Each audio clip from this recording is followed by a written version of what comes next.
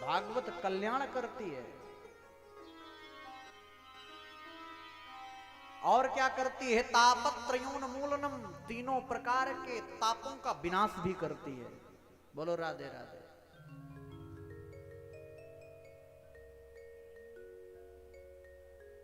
और क्या करती है? बोले भागवत जीव को मुक्ति प्रदान करती है, मोक्ष प्रदान करती है। आप लोग सोचते होंगे मरने के बाद मुक्ति मिलती है। मरने के बाद सिर्फ गति होती है। वो निर्धारित है आपके कर्म के अनुसार कहां जाना है, किस मार्ग से जाना है। मुक्ति मुक्ति जिंदा में होती है, जीते जी। जिसके जीवन में कथा को सुनकर के वैराग्य की उत्पत्ति हो जाती है, विरक्ता अपने रक्त से विरक्त होकर के केवल परम रक्त में जुट जाता है, परम अनुरक्त में जुट जाता है, वह मुक्ति है। उसको मुक्ति कहते हैं। संसार का मोह जिस दिन छूट जाए उस दिन समझ लेना हमारी मुक्ति हो गई। जिस दिन हमें आत्म तत्व का ज्ञान हो जाए समझ लेना हमारी मुक्ति हो गई। जिस दिन परमात्मा से प्रेम हो जाए और संसार से वैराग्य हो जाए समझ लेना हमारी मुक्ति हो गई। बोलो राधे राधे। ये मुक्ति है।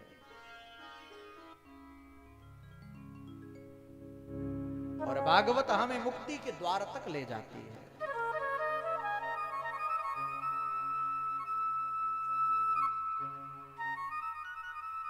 किसी ने पूछा कितनी बार सुने? एक बार सुने, दो बार सुने, कितनी बार सुने? तो वेद व्यास जी ने लिखा, निगम कल्प तरोर गलितम फलम सुख मुखाद मृत द्रव संयुतम पिबत भागवतम रसमालयम मुहुरहो रसिका भुवि भाका। बड़ा सुंदर चरित्र है। वेद रूपी कल्प वृक्ष का पका हुआ फल क्या है? अमृत द्रव संयुतम। अमृत ही अमृत है, रस ही रस है। वेद व्यास जी को यहां लिखना चाहिए शृणुतु भागवतम रसमालयम, क्योंकि भागवत तो सुनी जाती है। तो यहां पिबत क्यों लिखा? बड़ा विशेष कारण है पिबत लिखने का। पिबतु भागवतम, भागवत पीने की वस्तु है क्या? एक स्वर्णकार था, उसने 2 पीतल की मूर्तियां बनाई, बाजार में बेचने के लिए निकला।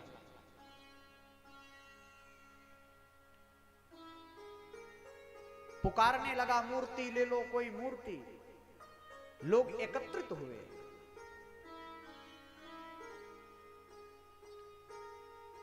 किसी ने पूछा कितने की देते हो? इस मूर्ति का दाम क्या है? स्वर्णकार कहता है एक मूर्ति मेरी 1000 रुपए की है और एक मूर्ति मेरी 100 रुपए की है। बताना आपको पड़ेगा कि 1000 की कौन है, 100 रुपए की कौन है। सब हार गए। बोले जो 100 रुपए वाली होगी वो पीतल की होगी, जो 1000 वाली होगी वो सोने की होगी। बोले नहीं। तो बोले वजन ज्यादा होगा? बोले बिल्कुल नहीं, एक बराबर एक तौल की, दोनों पीतल की, लेकिन दाम अलग अलग है। कोई नहीं बता पाया। एक संत निकले, मार्ग से जा रहे थे, देखा भीड़ लगी हुई। स्वर्णकार ने संत से पूछा, आप संत हो, बताओ इसमें 100 रुपए वाली मूर्ति कौन है, 1000 वाली मूर्ति कौन है? संत ने एक सुतली मंगाई, उसको हाथ से मरोड़ करके और उस मूर्ति के कान में डालने लगे। इस कान से डाला और इस कान से निकल गया। संत ने कहा ये 100 रुपए की है। दूसरी मूर्ति में इस कान से डाला, अंदर छिद्र था, वो सुतली अंदर चली गई, बोले 1000 की है। कहने का तात्पर्य इस कान से सुन करके इस कान से निकाल देने वाली कथा से कल्याण नहीं होता। बोलो राधे राधे।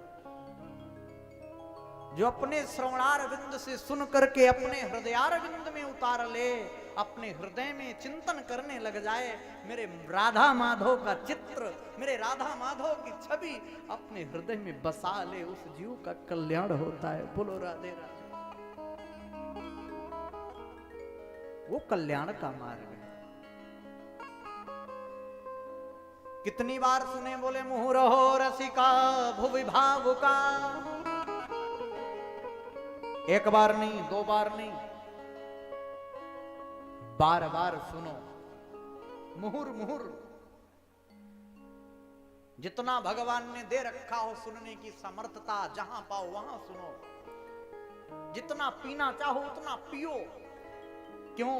इसीलिए पीने के लिए लिखा पिबत भागवतम, क्योंकि सुनी हुई चीज भूल सकते हैं, लेकिन पी हुई चीज, हृदय में उतारी हुई वस्तु कभी भूलती नहीं है। याद रखना इस बात को। भागवत सुनकर के पीने की वस्तु है, चिंतन करने की वस्तु है, ना कि भूल जाने की। लेकिन आजकल की जो कथाएं हो रही हैं, आजकल जो श्रोता मिलते हैं, श्रोता के भी 3 लक्षण होते हैं, 3 प्रकार के हैं। पहले नंबर वाले होते हैं श्रोता, दूसरे नंबर वाले होते हैं सरौता, और तीसरे नंबर वाले होते हैं सोता। पहले नंबर वालों से कोई लेना देना नहीं, कथा सुना, चिंतन किया और भगवान को प्राप्त किया। दूसरे नंबर वाले हर जगह मिलते हैं, वो आएंगे देखते हुए रोड से ही, अरे भैया शुक्ला जी के यहाँ बड़ी सुंदर कथा चल रही है, लेकिन क्या बताएं पांडाल में थोड़ी गड़बड़ी है। बोलो राधे राधे।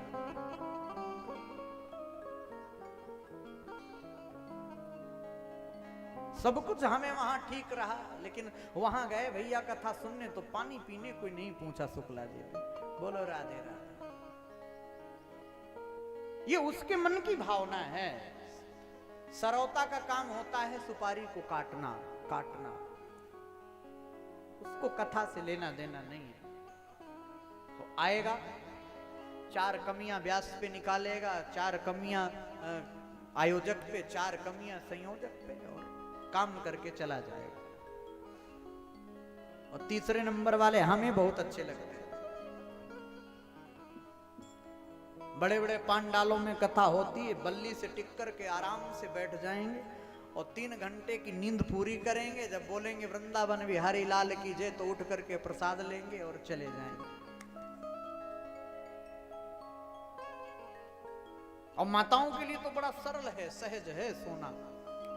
3 हाथ को लंबो घूंघट करके आराम से 3 घंटे सोती हैं, और बस बड़े प्रेम से वृंदावन बिहारी लाल की जय बोलती हैं। बोलो वृंदावन बिहारी लाल की जय।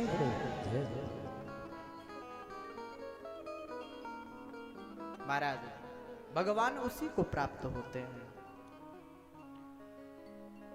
जो भगवान से प्रेम करता है, जो भगवान को सुनता है, भगवान को गाता है,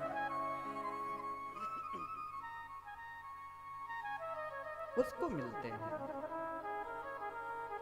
जो बार बार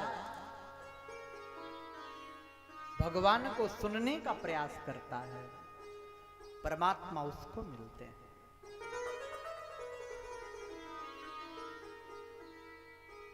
88,000 सौनक आदि ऋषि विराजमान हैं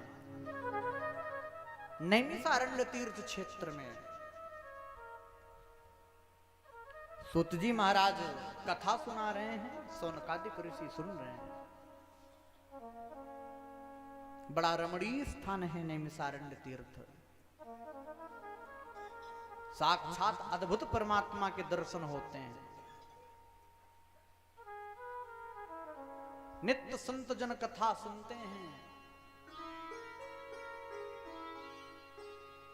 प्रश्न करते हैं सूत जी से, हे प्रभु, त्वया खलु पुराणानि सेतिहासानि चानघ आख्यातानप्यधीतानि धर्मशास्त्राणि यान्युत।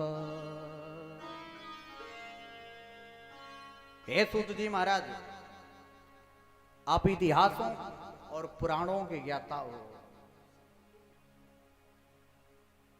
आप वेद को जानते हो, वेद को जानने वाले हो। आज हम एक नहीं, दो नहीं, तीन नहीं, आज हम आपसे 6 प्रश्न करने वाले हैं और आप समुचित उत्तर दीजिए भगवान। सूत जी महाराज कहते हैं, बिल्कुल